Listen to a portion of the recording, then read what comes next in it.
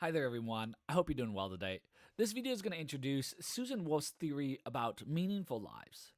We're just going to start out by talking about this desire people seem to have for meaning in our lives so we can better try to understand what it is we're trying to talk about. Then we'll introduce subjective accounts about what this meaning actually is, objective accounts of what meaning is. Then lastly, this will introduce Susan Wolf's hybrid account that tries to find a middle ground that incorporates elements of each kind of theory. So let's just start out by noting that people do seem to desire meaning in their lives, and we can see this in a lot of examples. So consider the experience machine. Why don't you want to live a life in the experience machine?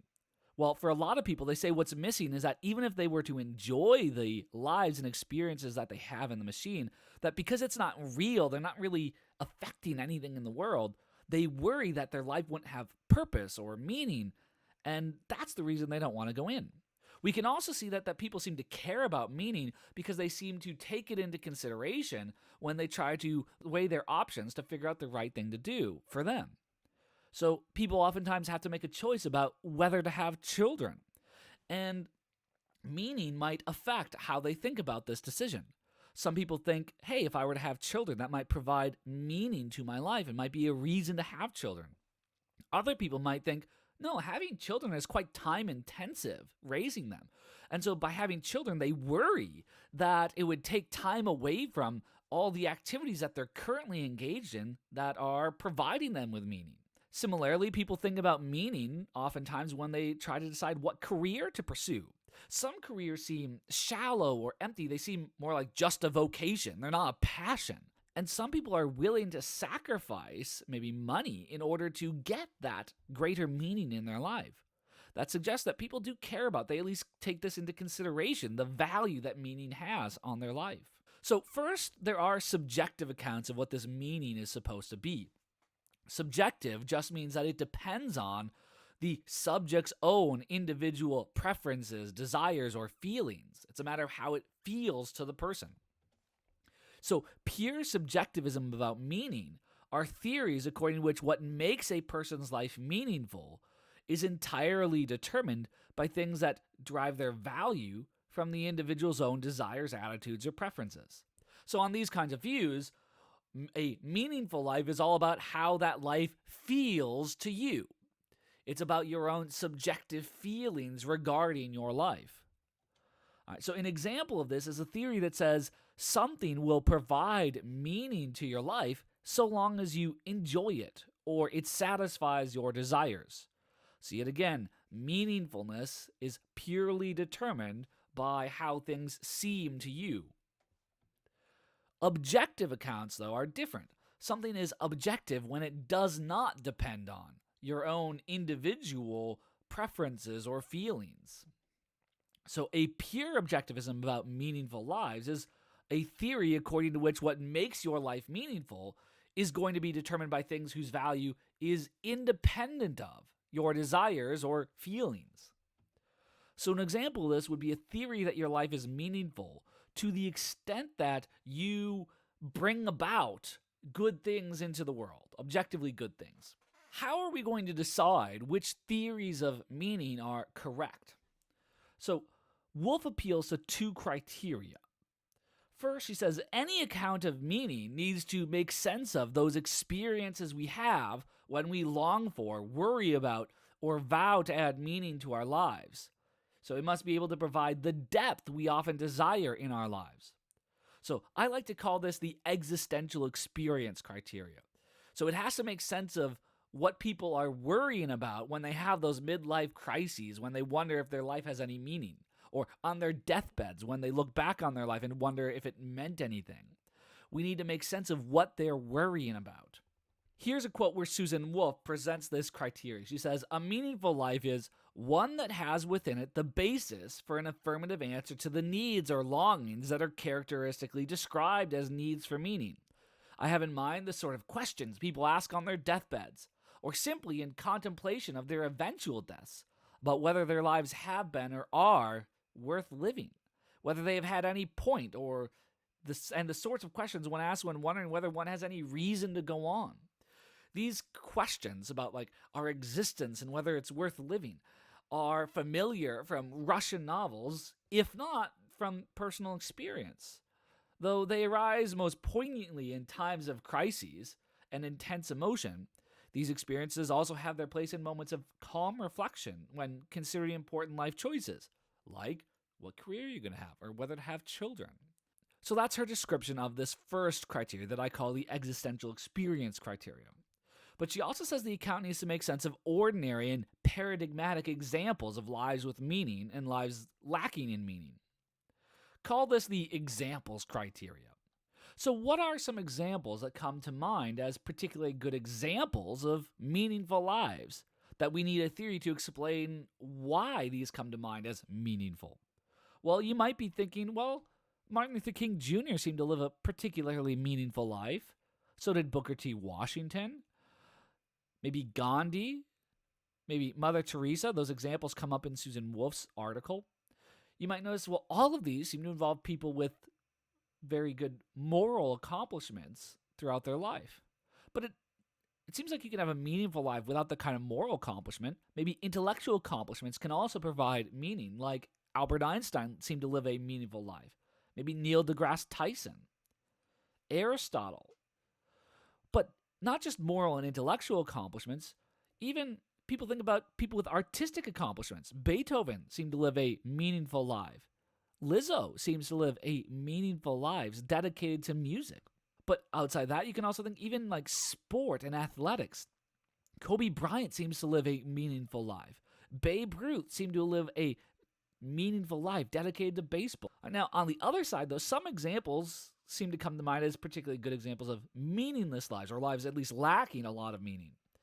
So Susan Wolf references Thoreau's quote about lives of quiet desperation.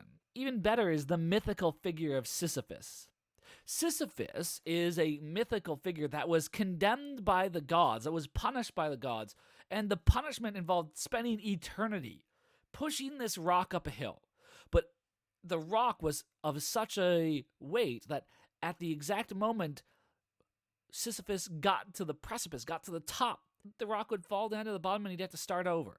So his life was lived in eternity, pushing this rock up the hill, it falling back down, pushing this rock up the hill, it falling back down over and over and over. If any life is meaningless, it sure as heck seems like that is one meaningless life.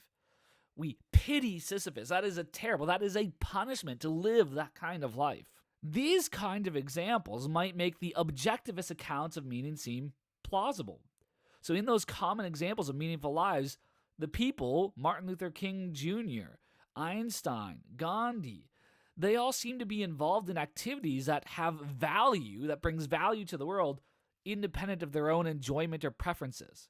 So the civil rights movement seems to be good, not just because someone maybe enjoyed dedicating their life to it or they prefer doing so. It seems like there's something about civil rights that is important, that is valuable all by itself. Now, in the examples of meaningless lives, the activities, like one reason you might think that Sisyphus' life was meaningless is that it's just absurd pushing this rock up the hill over and over. There's nothing good about that activity. It's just a purposeless, worthless activity, and that's why it's so meaningless. But according to Wolf, though, this kind of pure objectivism that says meaning is just a matter of bringing about objective value in the world, she doesn't think that's actually a good account of meaning because it fails to explain why some activities that are objectively valuable can't provide us with meaning. So as an example, she says some projects, they are worthwhile, they're objectively good, but they're just too boring and mechanical to be sources of meaning. People do not get meaning from recycling, so picking up a can and throwing it in the recycling bin. It's just so rote, it's so mechanical that yes, it is good, objectively good to recycle, but it's not the kind of activity that can give us meaning. Similarly, writing checks to Oxfam and the ACLU, donating to charity in this way, it doesn't seem to give meaning to our lives because it's just signing a check. Now, there's something good about donating to charity. It does seem like a valuable, objectively valuable thing to do. It's just that it's so uninvolved. It's just writing your signature and sending the check in. That doesn't provide what we're looking for. It doesn't meet our needs when we're desiring meaning. Now, similarly, the other reason she says that this kind of account fails is when we don't have these subjective feelings towards what we're doing. Objectively valuable things don't seem to satisfy our needs when we experience this longing for meaning. So let me give you an example to show what I mean. So she says on page 211, she says, a person who is bored or alienated from most of what she spends her life doing is one whose life can be said to lack meaning. Note that she may in fact be performing functions of worth. So someone might be doing something that is objectively worthwhile. So a housewife and mother, a doctor, or a bus driver may be competently doing a socially valuable job. But because she's not engaged by her work, or, as we are assuming, by anything else in her life, she has no categorical desires that give her a reason to live. There's no meaning to her life. Now, I want you to note, the point here is not that this work cannot provide meaning. She thinks that being a housewife, being a mother, being a doctor, being a bus driver, these could provide someone's life with meaning. She thinks they are very valuable things. They're very important things.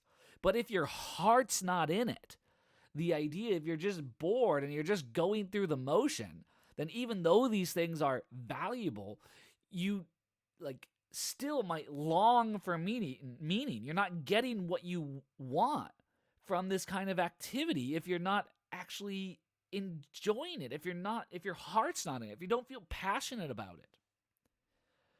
So now you might think, well, maybe subjectivism will do better. Maybe meaning is about this kind of passion or enjoyment we get.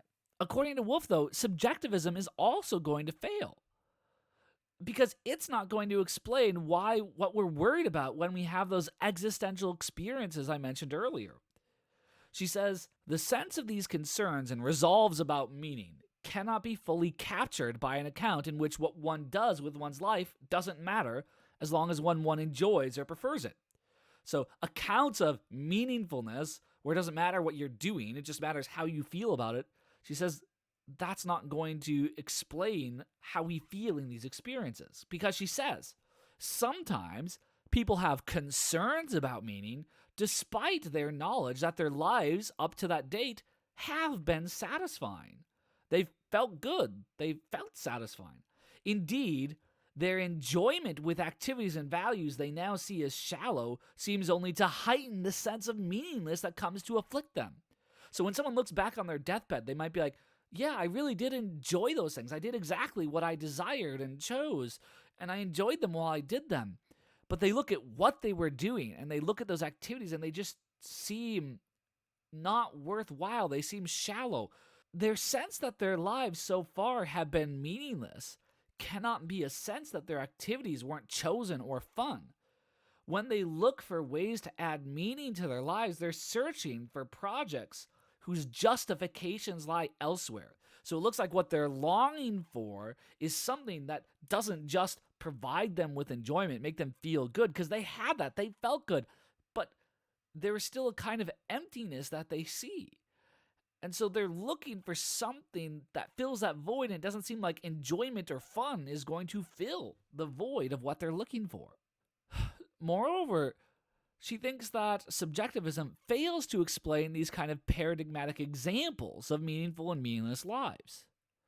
So think about what gives meaning to your own life or the lives of others. There's these moral and intellectual accomplishments, or maybe relationships with friends and relatives seems to provide meaning. Aesthetic experiences, both creating art or appreciating art. The cultivation of personal virtues, becoming a better person. Religious practices. So why do these kinds of activities come to mind so easily as things that might contribute meaning to our lives? Wolf is suggesting that the best explanation is the reason these things come to mind is because we tend to think of these things as objectively valuable. It's not just that we enjoy these things, that we find them fun. It's that we think that they are themselves valuable, independent of what we like about them. On the other hand, it strikes us as odd, if not bizarre, to think of other kinds of activities as adding meaning to our lives. Like, she says, think about doing crossword puzzles, watching sitcoms, playing computer games, eating chocolate, taking an aerobics class, riding a roller coaster, or meeting a movie star. So notice, all of these are activities that you might enjoy or desire, and so they might be worthwhile to the extent that they give you this kind of enjoyment. But it seems bizarre to think of these activities as providing meaning to our lives. And Wolf is suggesting that the best explanation is that we don't think that these have any objective value. That's why we think they can't add meaning to our lives. Yet again, notice, I'm not saying that these aren't valuable activities, that they can't make your life better by doing them. The claim is just that there's some things we enjoy that still don't seem to provide the kind of depth that we are desiring when we're searching for meaning. The experience machine poses a similar problem for subjectivism about meaning in our lives. A life in the experience machine might feel subjectively great to us. It might even be programmed to make you feel like what you're doing is meaningful. But intuitively, if nothing you're doing is actually real, if it's all just an illusion, intuitively your life would still lack any real meaning. And so that suggests that when we're searching for meaning, we're searching for something that isn't just a matter of how we experience the world. It's a matter of how we're connected to the real world itself. So this leads us to Wolf's kind of hybrid view, where she says, let's try to incorporate elements from both kinds of theories to hopefully avoid the worries with both. So according to Wolf, she says that a life is going to be meaningful to the extent that it involves active engagement with projects of worth.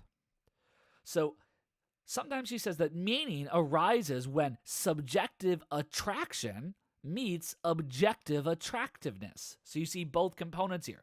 There's the subjective feelings or passion you have about something, but then there's the objective value in the thing that you're passionate about. So the idea is that you gain meaning in your life when you feel actively engaged by something that is objectively deserving of your passionate engagement, is the idea. So active engagement is the subjective component of Susan Wolf's view.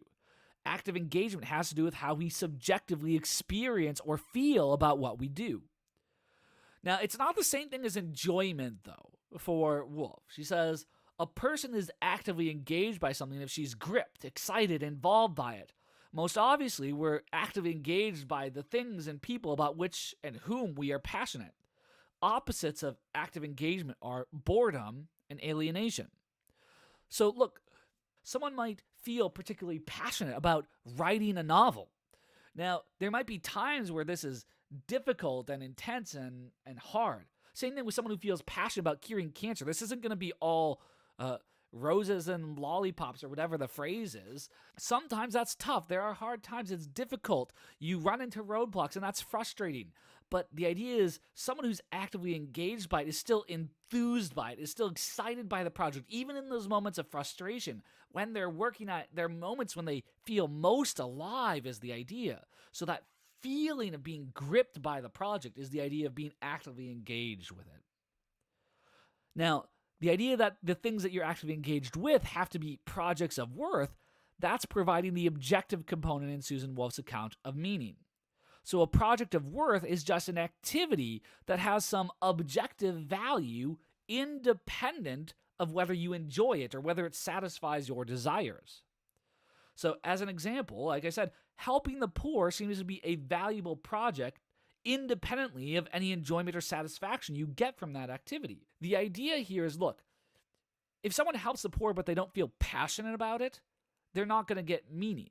But if someone does feel passionate about it, if their subjective attraction matches the thing that is objectively worth that kind of passion, helping the poor seems to be deserving of that kind of passion.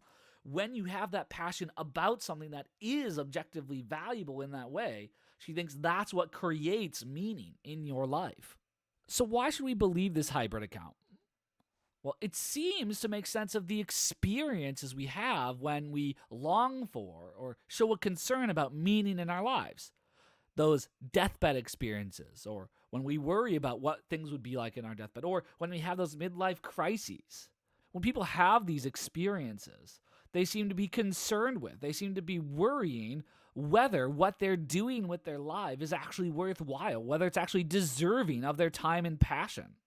So the CEO might know that they have been passionate. They've pursued their career with a passion for the past 20 years, but they might look back on it and think, did it really matter though? What was that career actually worth it? Was it deserving of the kind of passion that they dedicated to it?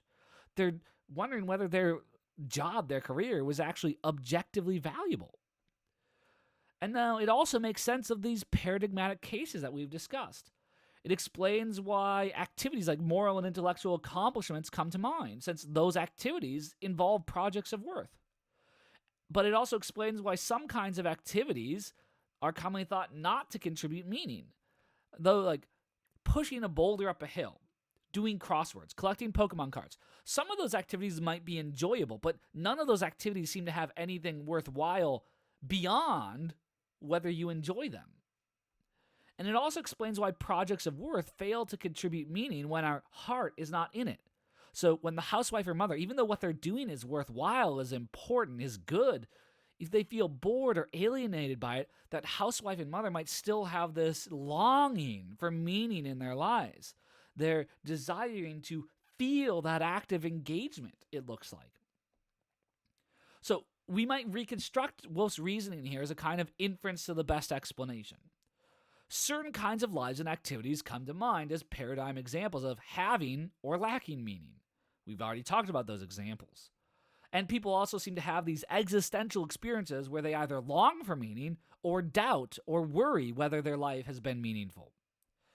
She says that an account of meaningfulness as active engagement with projects of worth seems to offer the best explanation of these paradigmatic examples and of these existential experiences. Well, since it offers the best explanation of these, it's probably the case that meaning really is a matter of active engagement with these projects of worth. All right, so that's all for this video. I'll see you all next time when we start thinking about maybe some worries or critiques of Wolf's theory. See you then.